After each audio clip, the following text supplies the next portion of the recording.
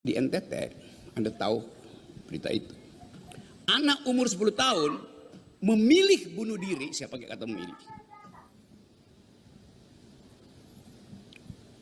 untuk menyelamatkan hidup ibunya. Dia minta dibelikan buku, ibunya bilang tidak ada uang. Lalu dia memilih bunuh diri. Satu tindakan republikanisme. Yang kalau kita bongkar, anak 10 tahun bisa memilih bunuh diri dan menulis surat pada ibunya. Ibu, saya pergi dulu. Ibu tidak perlu bersedih. Harga buku itu berapa? 10.000. 10.000 itu berapa per mil dari 17 triliun yang disumbangkan oleh Prabowo pada Donald Trump? Apakah Prabowo punya etos republikanisme?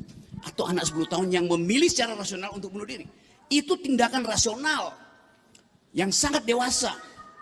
Walaupun dengan konsekuensi secara psikologis kita mesti periksa latar belakang. Tapi dia memilih untuk dia mau pergi. Dan tanpa ragu dia putuskan hidup saya harus saya hentikan. Supaya hidup ibu saya berlanjut.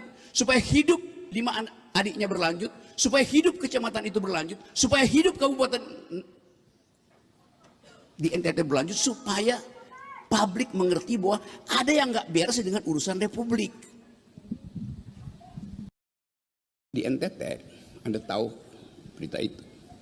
Anak umur 10 tahun memilih bunuh diri, saya pakai kata memilih, untuk menyelamatkan hidup ibunya. Dia minta dibelikan buku. Ibunya bilang tidak ada uang. Lalu dia memilih bunuh diri. Satu tindakan republikanisme. Yang kalau kita bongkar, anak 10 tahun bisa memilih bunuh diri dan menulis surat pada ibunya. Ibu, saya pergi dulu. Ibu tidak perlu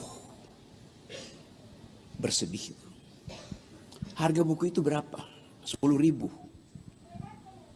10.000 itu berapa per mil dari 17 triliun yang disumbangkan oleh Prabowo pada Donald Trump? Apakah Prabowo punya etos republikanisme?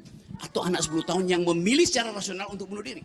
Itu tindakan rasional yang sangat dewasa.